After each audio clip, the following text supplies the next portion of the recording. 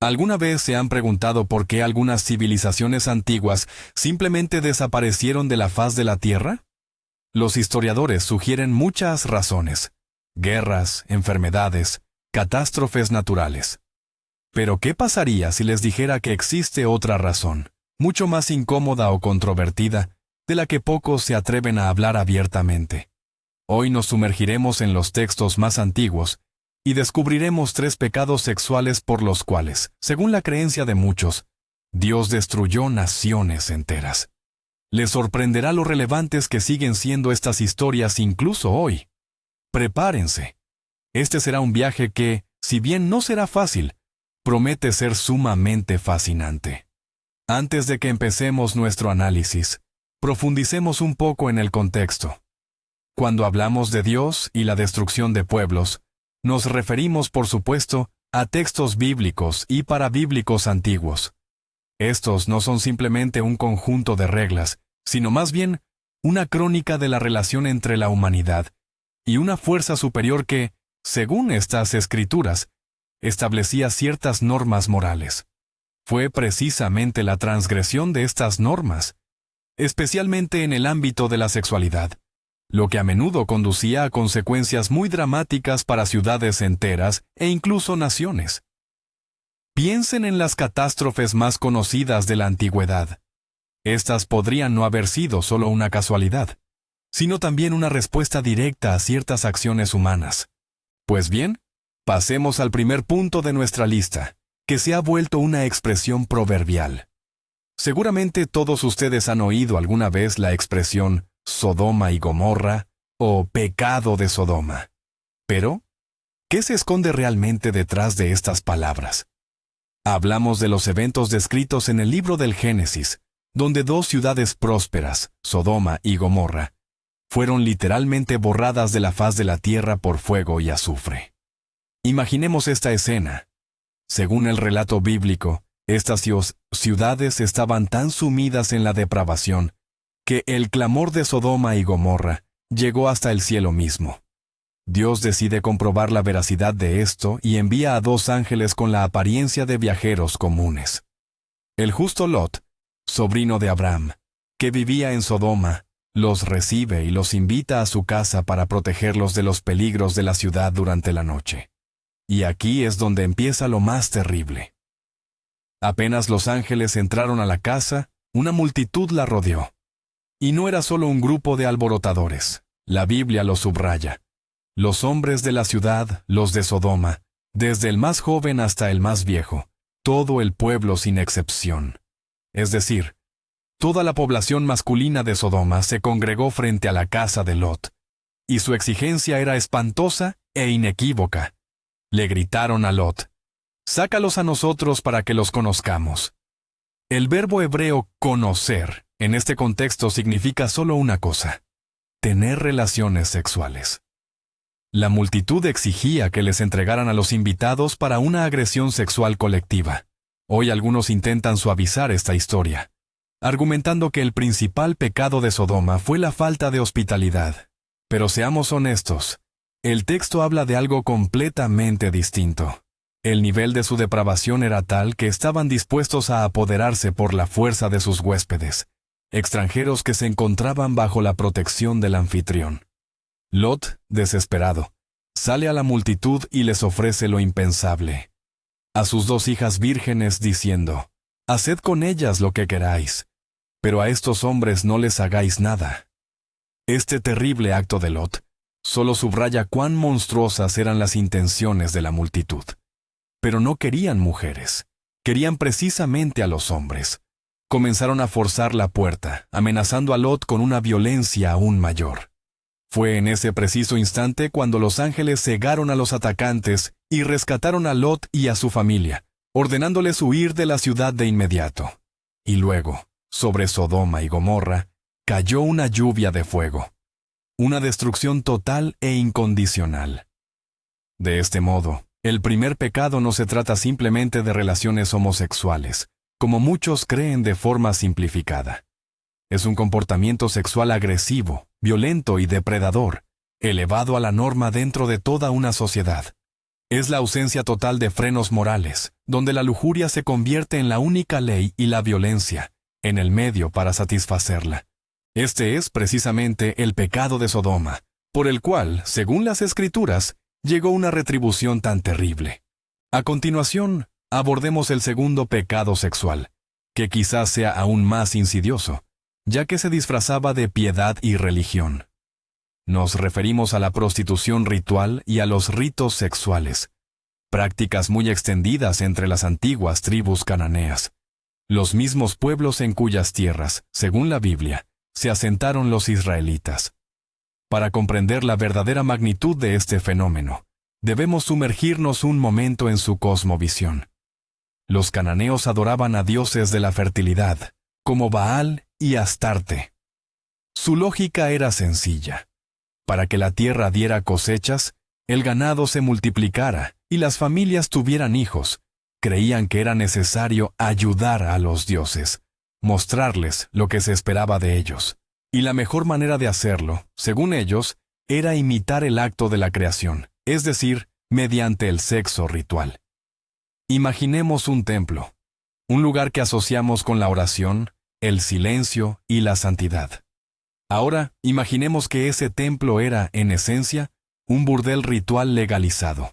En él servían los llamados Kedeshim y Kedeshot, prostitutos y prostitutas sagrados del templo. La gente acudía no solo para ofrecer sacrificios, sino también para tener relaciones sexuales con ellos. Esto no se consideraba un pecado, sino un acto de adoración, un componente esencial del rito religioso. El dinero pagado por estos actos iba a parar al tesoro del templo. La Biblia describe esto con sumo aborrecimiento. Los libros de Levítico y Deuteronomio contienen prohibiciones estrictísimas contra tales prácticas. Dios les dice directamente a los israelitas: no actuéis como lo hacen en la tierra de Canaán, a la cual os conduzco. ¿Por qué esta reacción fue tan contundente? En primer lugar, esto distorsionaba por completo la idea misma de Dios y la adoración. Lo sagrado se mezclaba con lo depravado, lo espiritual con el más bajo deseo carnal. La sexualidad, que en la concepción bíblica es un don sagrado destinado al matrimonio, se convertía en una mercancía y en un espectáculo público. En segundo lugar, destruía la institución familiar. Cuando la infidelidad ritual se convierte en norma e incluso es fomentada por la religión, el concepto de fidelidad conyugal simplemente desaparece. Esto socavaba todos los cimientos morales de la sociedad. Y por último, esto estaba íntimamente ligado a otras abominaciones, incluyendo los sacrificios humanos, especialmente infantiles, que también se practicaban en los cultos a Baal.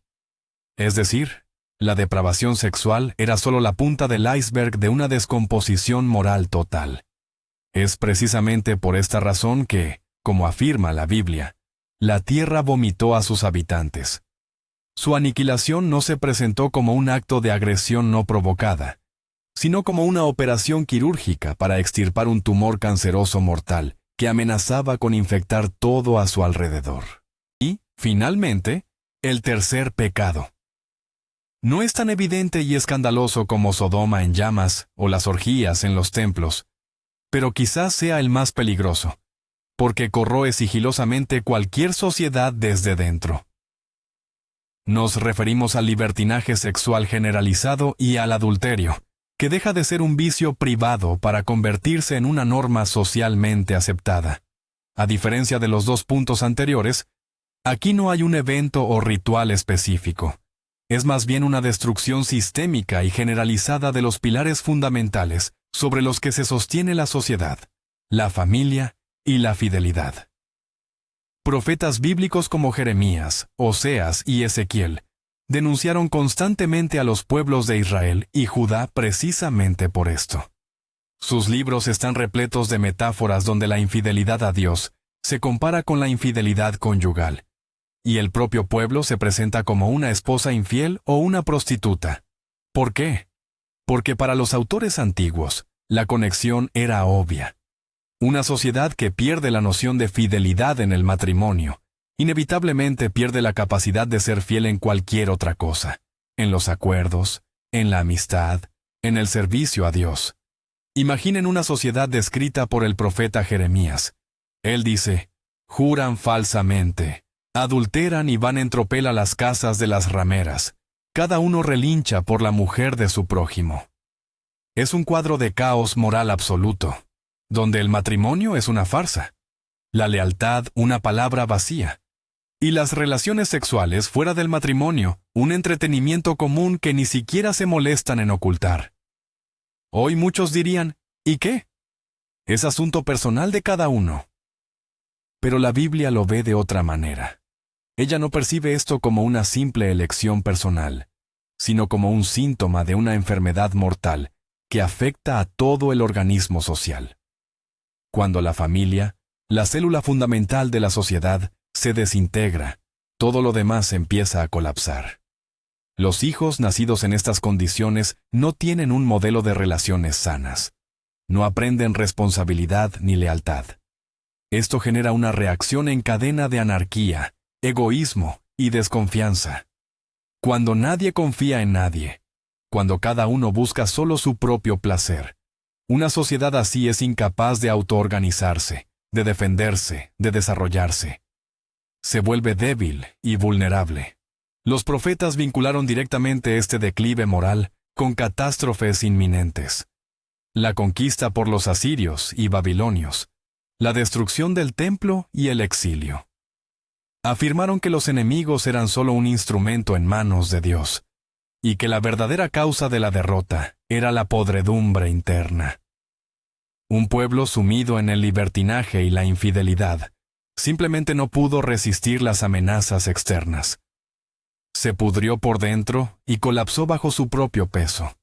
De este modo, el adulterio, convertido en norma, es un asesino silencioso de civilizaciones que actúa lenta pero inexorablemente. ¿Qué es lo que hace que estas antiguas historias sean tan impactantes y aleccionadoras para nosotros? En primer lugar, la magnitud de las consecuencias. No hablamos de castigos individuales, sino de la completa desaparición de ciudades y culturas enteras de la faz de la tierra. Esto nos muestra la gravedad con la que se percibían estos pecados. En segundo lugar, su inesperada relevancia. Si nos fijamos bien, muchos de estos problemas antiguos, la desintegración familiar, la promiscuidad sexual, la búsqueda de placer a toda costa, son sorprendentemente parecidos a los desafíos que enfrentamos en nuestro mundo actual. Y aquí es donde reside el verdadero giro inesperado. Estas historias, escritas hace miles de años, no solo nos hablan del pasado, sirven como una poderosa advertencia sobre lo fácil que es para una sociedad socavarse desde dentro, si descuida sus principios morales fundamentales. Quizás Dios destruyó sea una metáfora de la autodestrucción, de cuando la decadencia moral alcanza un punto crítico. Piensen en ello. Cuando los pilares morales se desmoronan, a menudo le sigue un colapso social, económico y finalmente, físico. En resumen, hemos visto que, según los textos antiguos, los pecados sexuales atraían terribles castigos sobre naciones enteras. Ya sea el pecado de Sodoma, la prostitución cultual o el libertinaje general, todos apuntan a lo mismo. La transgresión de ciertos límites morales tiene consecuencias de gran alcance. Gracias por haber llegado hasta el final de este video. Espero que les haya invitado a la reflexión. Si les ha gustado esta fascinante inmersión en la historia y la moral, no olviden darle me gusta, suscribirse al canal y activar la campanita para no perderse ninguno de nuestros próximos videos. ¿Y ustedes? ¿Qué opinan de estas lecciones milenarias? ¿Creen que pecados similares podrían llevar al colapso de una sociedad también en nuestros días? Compartan sus reflexiones en los comentarios.